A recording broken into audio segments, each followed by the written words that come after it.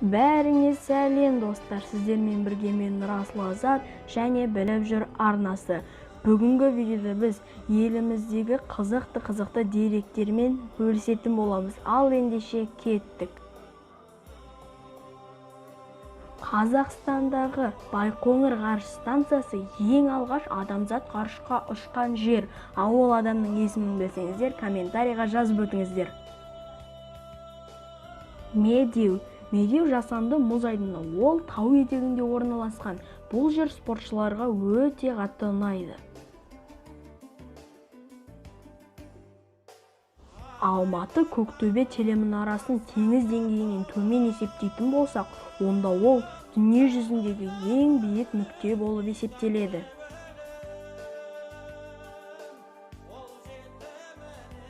Отан соғысының әр оқтың үшіншісі Қазақстанда жасалады екен. Қазақстан қызғалдақ пен алманың отаны екен. Қазақстанның астанасы Нұр-Сұлтан әлемдегі ең жас қала болып есептеледі. Қазақстан дүние жүзінде 9-шы орында тұр, ал мұхитпен шектеспейтін елдердің арасында 1-ші орында келеді.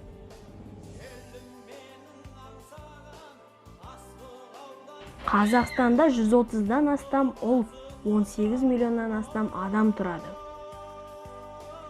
Қазақстанның жеріне 5 Франция, 3 Түркия және 7 Жапония сыйып кетер еді. Қазақстан әлем бойынша шай ішуден 1-ші орында тұр екен, ал Үндістан болса 2-ші орында.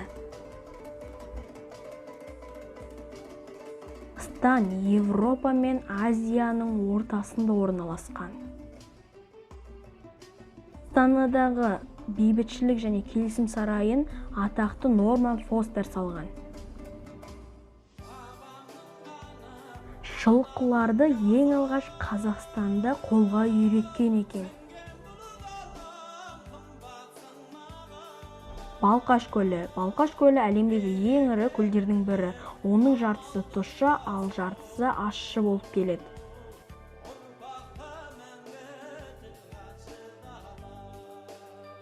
Қазақстанның ең алғаш ақшалары Лондонда шығарылған екен. Астана опера театры Орта Азиядағы ең үлкен театр болып саналады. Міне достар, бүгінгі видеомыз осымен аяқталып қалды. Өз еліміздің деректерін, мәліметтерін біліп жүрейік.